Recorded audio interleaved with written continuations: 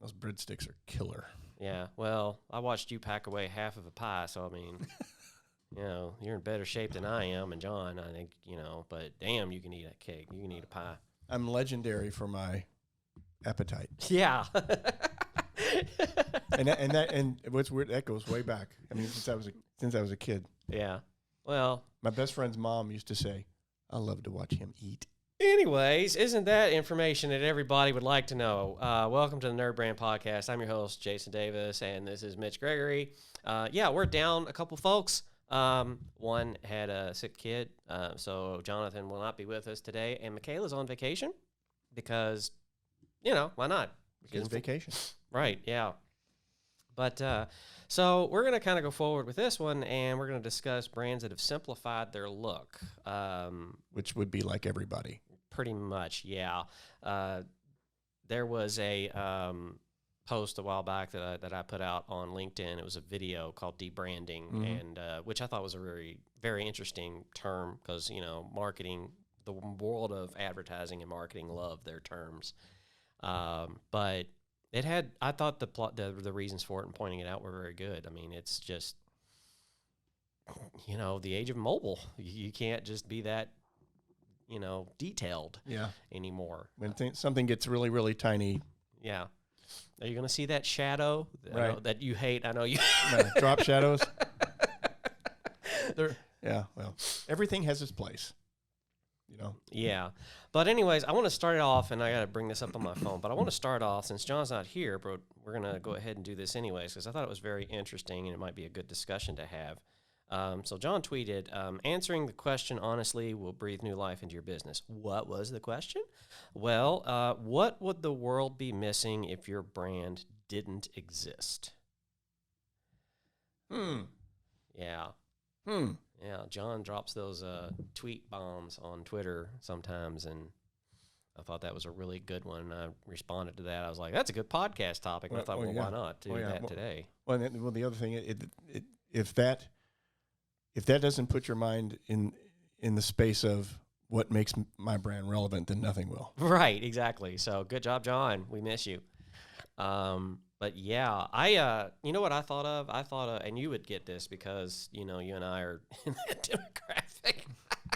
But men of a certain age. Yeah. But you remember a James Belushi movie with Linda Hamilton a while back where he wished that, he had a different life, and then all of a sudden he gets it, and Linda Hamilton's not his wife, and it's someone else, and he's now the CEO and president of a company, and he's wealthy, and then he's just absolutely miserable. Then he figures out he's a jerk because he's actually cheating on that new wife, and he's trying to woo Linda Hamilton again, who's married to someone else.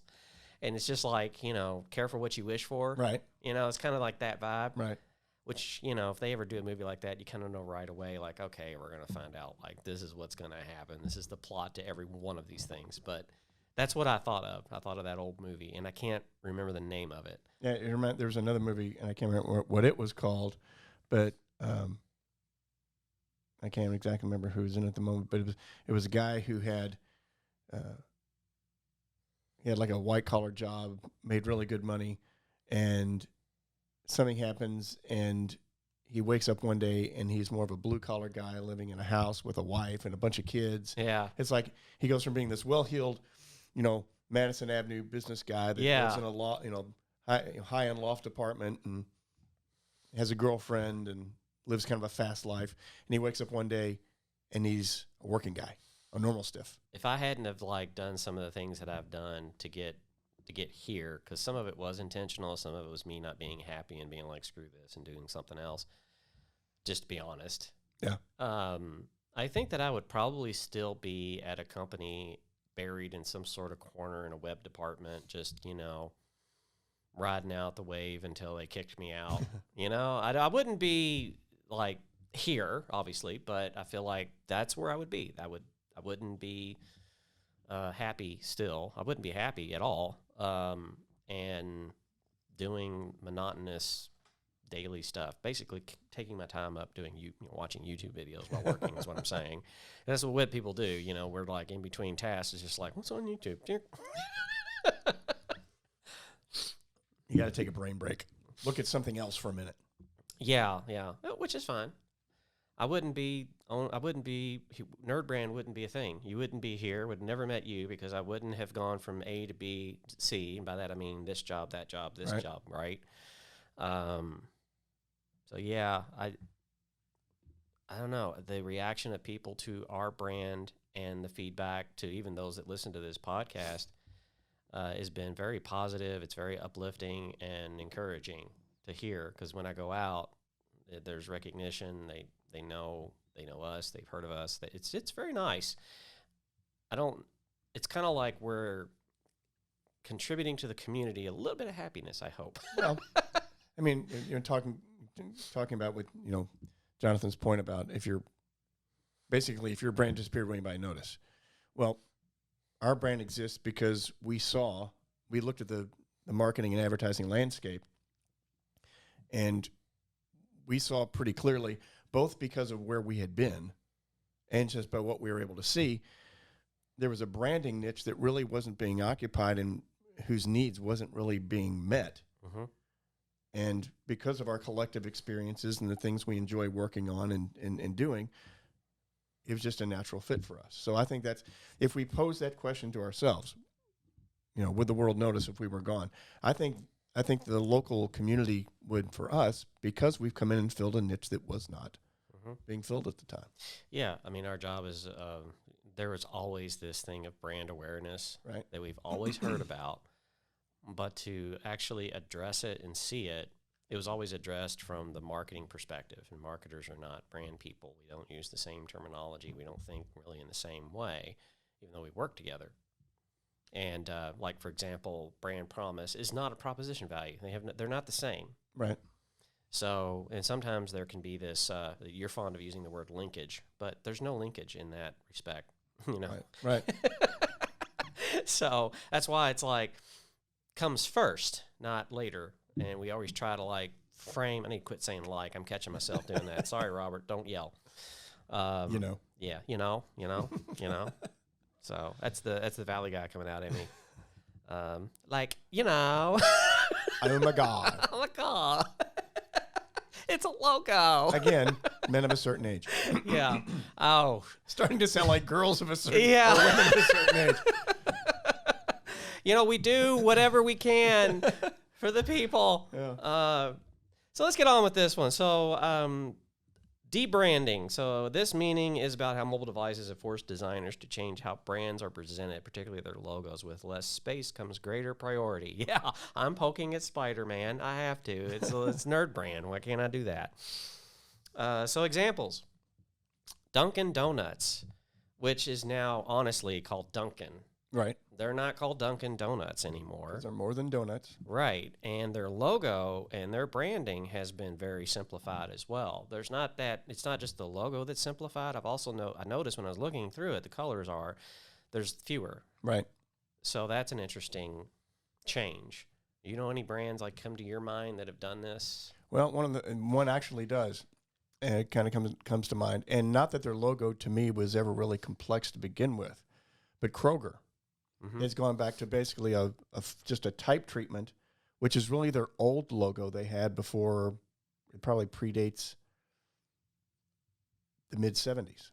Huh. It goes back beyond that. If you look at the logo they're using right now, it's their old logo. What do you think the meaning could be? Because I've never really thought about it, because I'm a Kroger person, and they have their logo designed in a way where there's a part of the K dovetails up and around and hits the O, and then there's another piece that comes out of the O and into the. I'm thinking there's something they're saying with that. Oh, I'm sure if you look, if we could access their brand guide, there'd be some long, eloquent statement as to what that all means. Yeah. Nothing comes to mind immediately when I look at that. It doesn't really tell me anything. I can't read anything into that other than it just being visually it linking all the parts together to make it look like a more holds together better as a singular element. Yeah. But they've gotten rid of the oval. It's just the type and with the like you said, with the sort of semi-connecting ligatures. Yeah, because you brought up a while back when we talked about Pfizer, and you brought up a really good way of people don't think about when looking at a logo and how it's made, how the design will draw the eye either away or toward the name. Right. if it's what you call the bug or I call it the mark, right? It needs to be drawn toward the name, not away from it. Right. So there's things about logos that are very much kind of overlooked. Somebody told me a while back at a chamber that their logo meant this, and I'll save that for that person to maybe come on the show again and talk about that. And I was like, wow, that's really what that meant. And he's like, yeah, he said, it's 15 years old, but I don't know. It's just that's what it meant. Huh. So I was like, yeah, I said, I just don't know if people you talk about how it was in a brand guide maybe to explain what that is. I just think that's not for a customer's viewing. That's, that speaks more to internal. And I've wondered for a long time. It's like, it seems to me that a lot of these things, if you look into especially large brands, you look into the brand guide and they go into the philosophical rationale behind the design and the colors and things like that. And maybe I'm just jaded because I'm doing this too long, but I wonder, does the average person that interacts with that brand every day, do they pick up on those finer points? If it's done well, and if those decisions are made in a smart way, maybe the customer does. I've always felt I'm a less is more kind of guy anyway. So this whole, brands simplifying their logos and things, to me, in some ways, I'm very cool with that. Yeah, you're like me. You're a minimalist. Right. I mean, a logo serves a very simple purpose, and that is to make your brand recognizable and readily identifiable quickly and memorably. And the more complicated a design is, generally speaking, the harder it is for it to stick in your head, with some exceptions, immediately, which is what you want. You want to contribute to that quick recognition. Yeah. Well, I mean, you can translate that to what we haven't talked about in a long time. You can translate that to movies when the director puts an Easter egg in a movie that relates to a previous movie or is a part of the franchise or whatever, and it becomes more distracting than the story that's being told. Right. The movie The Batman, I thought, did a really good job at, like, hey, here's this, but that's it, and that was the end of it, and it didn't distract you. Because there was a lot of, nods to comics and the past movies and everything else, but unless you knew or cared, you weren't distracted by that. Whereas previous movies, it was a little bit too cerebral. Yeah. So it made you stop and think, which is an action that requires a lot of energy while you're trying to watch a thing. It takes your brain off on a rabbit trail, and you're missing everything else that's going on in the moment. It's like anything else too. I mean, going back to logos, I mean, the more you ask a thing to do, the more tasks you ask a thing to do, the fewer tasks it will perform well. There you go. Okay. Now, let me ask, can you repeat that? The more tasks you ask of a thing to do, the fewer tasks it will perform well. Yep. See, that. And a logo has a very simple task. So some of this, simplification, I think, is sort of a good thing. Now, the converse to that is there are brands that are doing this, and in the article that you cited in your post, or the video you cited in your LinkedIn post, they used the Pringles guy. Yeah. There are certain characteristics that people become familiar with and become attached to, which sounds strange, but people do. There's things they will like about about branding that they find appealing and they become accustomed to over time. You start jettisoning some of those things, and people wonder what's going on. It makes people, in a weird way, it makes people insecure about your brand because they're thinking they're changing something. Yes, because that's a character that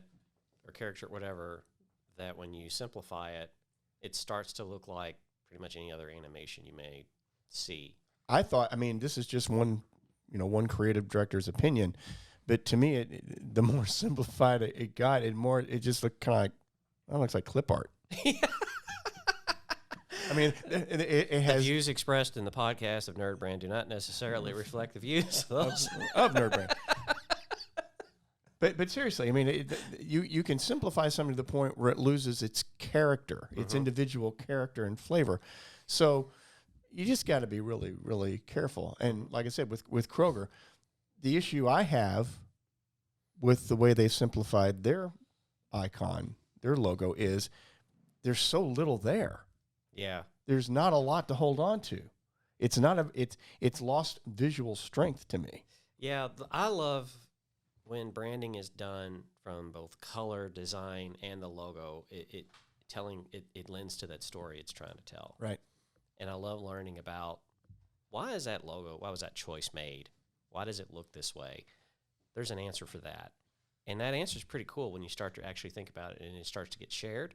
Mm-hmm. And your audience, I think, will react very positively to learning it too and become even more enamored with your brand. Right.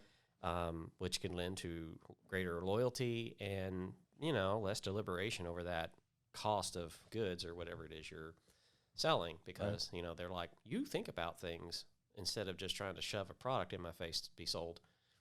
And I like that. I like learning those things. Like Amazon, which doesn't necessarily mean that now, but they're, everything from A to Z is what that was. Now it's kind of a smiley face because I know they kind of curled the Z to make it look like a smile. So it's kind of like a dual thing. You're happy with whatever you buy. FedEx had the knockout arrow. There's all these other little logos that have these things and meanings behind them that when you learn them, you're like, oh. Yeah. I remember that was one of the first, the FedEx logo, which it's changed a little since what I'm referring to happened. But my first job in advertising back in the early 90s or late 80s, I was sitting at a table at lunchtime and I was reading a copy of Ad Age magazine, and they talked about the evolution and why the FedEx logo looked the way it looked. They explained it all. And I just marveled. It made such an impression on me at a very good time in my career because I was still green and still learning and still soaking up everything around me. But I learned so many lessons from that article about what makes a good, strong brand mark. And again, I tend to believe that a good logo, regardless of the industry, should have some weight. It should have some visual weight. When it hits the page or it hits the television or it hits your phone, because it's got to be so small, for one thing, it should have some heft to it. It has some visual weight. And another one of my fears in all of this simplification, while I understand the necessity, I'm afraid some brands are losing their visual weight. And I think that's important. It's the last thing people tend to see when they scan an ad, a print ad of you, or a television ad, or over the top, or heck, even it's a banner ad and the logo's in. That visual weight makes it pop, and that's what makes it stick visually in the reader's mind. So it's just another one of those things where, simplification is great. I'm a less is more guy, but you still want to have it's got to have enough weight so that it hits your eye. Yeah, some impact, visual impact. Yeah, there's always things that it's interesting what people take away and what they remember, and I think the quality. Of course, it depends on the attention, I know, but the quality of that ad. If they take away what was planned, it was done well. Right. If something else was taken away, maybe you might want to track that and find out why. It's not necessarily wrong. It's just maybe there's something else you've missed. Yeah, I wish one came to mind immediately, but I know there've been plenty of cases in an ad or something where there was a plan and there was a strategy behind the ad and the way it was composed and executed. But completely serendipitously, it said something else which also helped propel the message that wasn't planned. It just kind of happened in the course of the process of crafting that ad. And you can't buy that. That's just kind of some of the magic that kind of happens accidentally. Yeah. But that doesn't happen if you're not accomplishing the first goal or telling that story well in the first place. You know what I think of? I think of Star Wars. I think of the Star Wars because the first cut, George Lucas's wife cut it. Right. Was his ex-wife now, but she cut it. She was she was the editor. Mm-hmm. His cuts that came out later, the scenes were busier. Right. Way busy. In fact, it got to the point where they memed it. And the busyness distracted you from what was happening.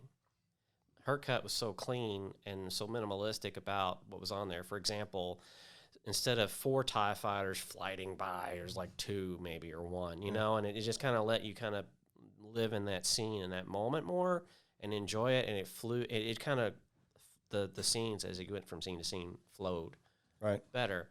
Kind of makes me think of that. Makes me think of the putting more, when you said less is more, it's like, that's it. Right. You know, I prefer the old cut, not because I'm nostalgic. It's just, it's not distracting. It was a beautiful economy of storytelling. I mean, it told really, Star Wars is a simple story, and it told a very good story simply and well. Mm-hmm. Again, the more you ask the more things you ask something to do, the fewer things it can do well.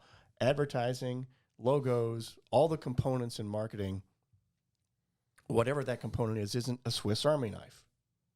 It's not going to do 100 things really, really well. I mean, that's why when we talk to clients about everything from their logo to an ad, it's like, okay, what is the primary goal we're trying to accomplish here?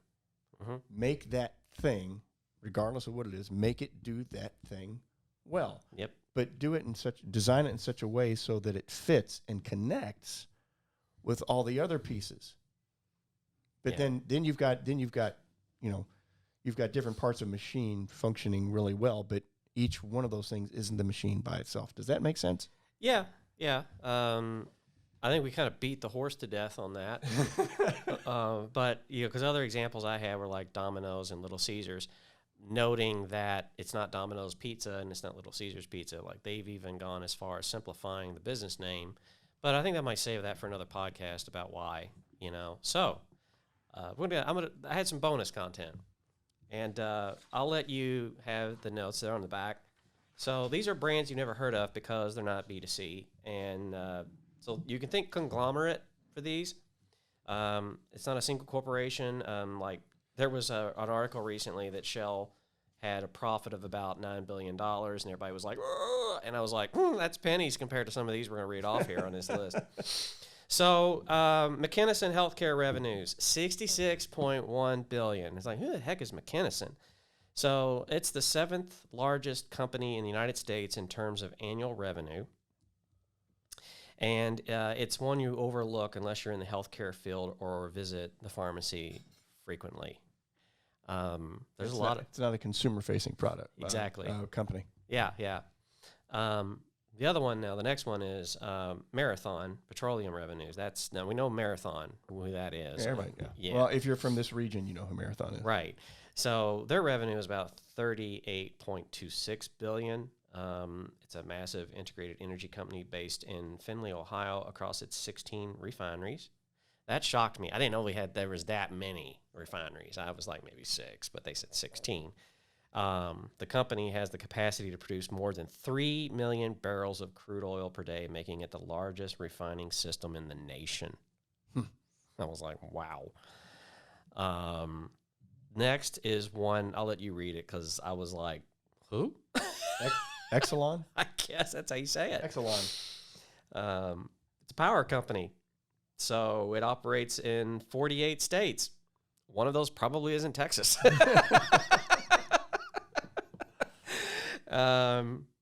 Then there's CHS. This is farming. So I tried to pick one, and I tried to be diverse in sectors. Mm-hmm. Anyways, Exelon was $36.35 billion. CHS Farming, it was $38.4 billion. And it's CHS is a massive agribusiness cooperative owned by farmers and local cooperatives across the U.S. So there's way more of these out there that are giants that exist. And I just thought it was very interesting to kind of like bring these up and talk about like these brands you've never heard of, because many of the products you do engage with use this and this and this and this to get you the product you buy on the shelf. The brands that assist your brand into getting their product to market or whatever the case. Yeah, it's like this iPhone. There's so many other brands that are involved in creation of this in terms of parts and materials that we don't really know or would see, or maybe we would and don't realize. It's amazing. Well, that's always Apple's been a little, well, where the computers are concerned anyway. They've been very single source for their computers. And that was always one of the things when I was coming up, the difference between a PC. PC has parts that come from a million different places. Mm-hmm. With Macs, all the parts are channeled from, they get all their different parts from one source. Yeah. It's not like you might get a PC that's got a,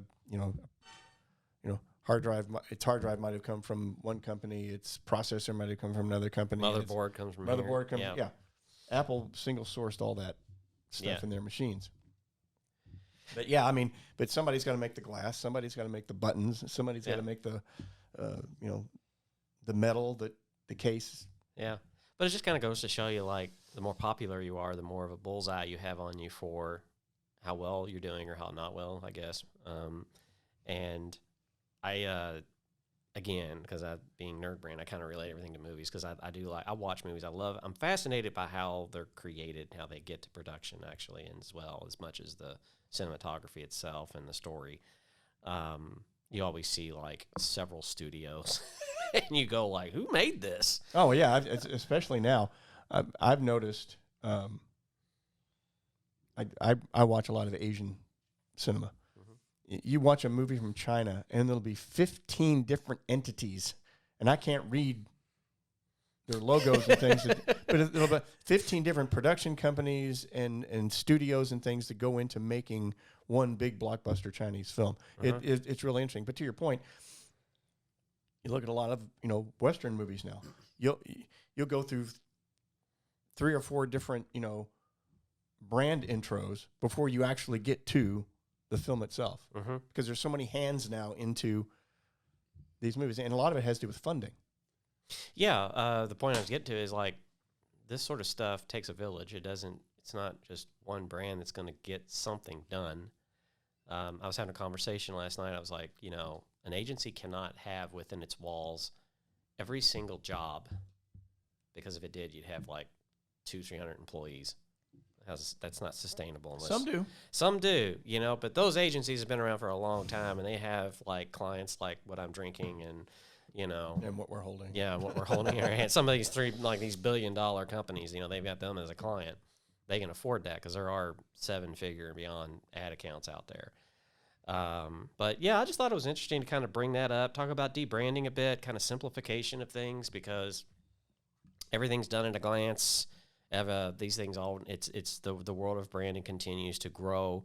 More awareness has, over the last 2.5 years, especially since we've been doing it here just locally, it's become more aware, people have become more educated about why they need it, because when you go and talk to people, you don't want to try to talk them into a need. They have to recognize that need, right. And the only way you're going to do that is make them curious about what this is.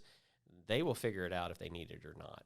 And so that qualification, that's really just a really good way to kind of, like, determine who you're going to be able to sell to or your audience is. And, these simplifications, I mean, these things came about because they trust who they've been working with. Right. And I don't think they were just made arbitrarily in a boardroom. No.